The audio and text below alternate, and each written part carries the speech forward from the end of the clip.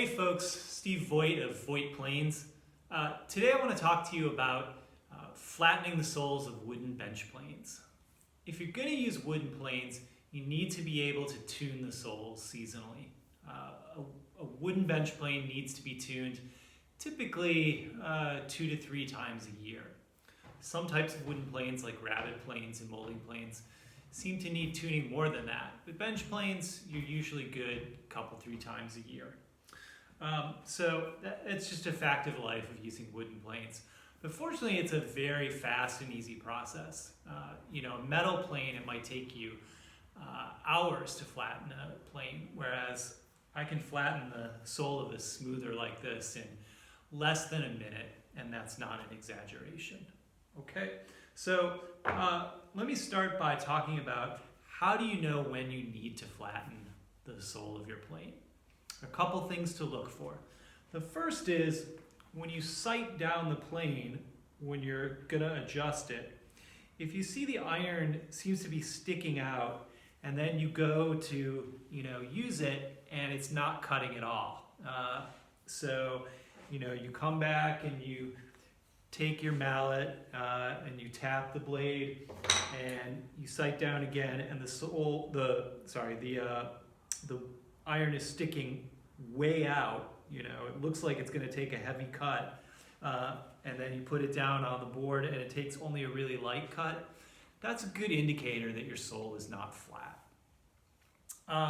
Another good indicator is if you have a board that is flat, and you start planing it with your plane, and your plane only takes off material at the beginning and the end of the cut and leaves the middle of the board uncut. That's often a sign that you might need to tune the sole of your plane.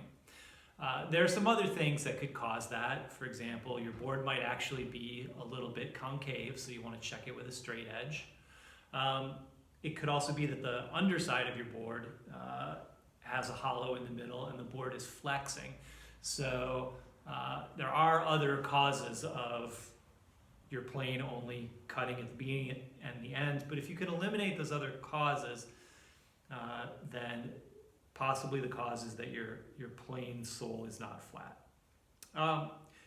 Just as a general rule of thumb, I would say if your plane is not working right, the first thing to do, of course, is sharpen the iron. You sharpen the iron, it's still not working right, chances are it's the sole. Okay, so and the more that you flatten the soles, if you do it regularly, like I said, a couple, 3 times a year, you start to develop a sixth sense for when you're going to need to adjust it. You start to notice when it's just a little bit out of adjustment and it's still working, pretty good, but not perfectly.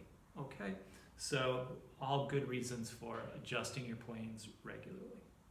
All right, so let me get started.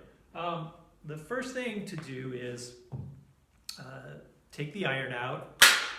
So I'll do that. Set the iron on your bench top or something, set the plane on your bench top and lift the iron so that it's, at least 1/8 of an inch or so above the sole. Give it a tap, flip it over, take a look, make sure that the cutter is definitely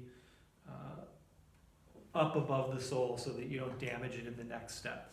And you want the wedge tapped in at the same strength that you would normally tap it in use, okay? And then I like to just take a pencil and I like to make 4 lines. 1 near the toe, 1 near the heel, 1 right in front of the mouth, 1 right behind the mouth. I see people doing all these like crisscross patterns. You don't need to do that. This is plenty, okay? So you can probably see that. I don't know if you can see that or not, but there's 4 lines. 1, 2, 3, 4. Okay. And then I'm just going to abrade the sole on some abrasive. So let me talk about that before I actually do it.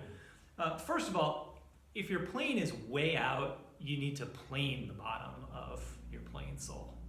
So put it in a vise, upside down, with the iron in like I just did, and plane it and get it as close as you can with a hand plane. You could also scrape. There are various things you could do. I don't really recommend using a powered joiner because it's just going to take too much material. But planing is probably the way to go. So, but for light seasonal maintenance, it's better to use an abrasive, I think, because you'll take very, very little off the sole of the plane. And that way you'll keep the mouth from opening too much over the years of seasonal maintenance. So I'm a fan of using an abrasive for seasonal maintenance. Okay, now let's talk about the abrasive. So you want something flat to put your abrasive on. This is a granite cutoff that I got from the local granite shop a few years ago. The guy just gave it to me. I went in and talked to him. I offered to pay him. He said, nah, here, just take it. So that'll work. You can use a granite surface plate. It's a good thing to have in the shop anyway. You can use a table saw or a jointer or any machine that has a nice flat cast iron surface. You can get some glass and use that as well. All sorts of things that you can use. It doesn't have to be surgically flat. It doesn't have to be an A-grade granite inspection table. It just needs to be, decently flat, and you can check it with a straight edge. Okay. Let's talk about the abrasive for a second. So on this granite cutoff here, I've taken some, I think it's 150 grit sandpaper. I took sheets that are, I think, 11 inches long and cut them into maybe thirds, and I spray them with some spray adhesive like Spray 77 and stick these two down. If you're just doing a smoother or something small, you don't need two of these, you just need one of them, right? So a single 11 inch, a third of a sheet would be plenty. I would discourage you from using the adhesive backed PSA rolls. I find that they tend to make the sole of a plane kind of convex across its width because the adhesive or the grit on those adhesive rolls tends to build up on the edges more than in the center, right? So it gives your plane kind of a bowl shape, unfortunately. So I like just regular paper-backed sandpaper, not the plastic-coated crap that they sell in the home centers. Something like 3X sandpaper is good. And I mentioned this is, I think this is 150 grit. I would do anything from 100 to 200. It's not a big deal. Okay, just not super coarse and not super fine, so that you're not wasting too much time. That's pretty much it. Okay, so I drew some lines here. Let's actually find out if my sole is out of flat. So I will just push the plane like I'm planing. Just make sure, don't do it real fast, just take a few strokes. And the most important thing is that it's good and flat down on the surface and you're applying pressure equally. Okay? So, let's see. This plane was, it actually looks pretty good. So, I think this was pretty flat. So there's really nothing to correct here. So that was, what did I take? 3 or 4 strokes. I can still see a little bit of my lines. I like to wipe off, I should probably get a brush or something, but I forgot. I like to wipe off the sawdust so that it doesn't interfere with this process.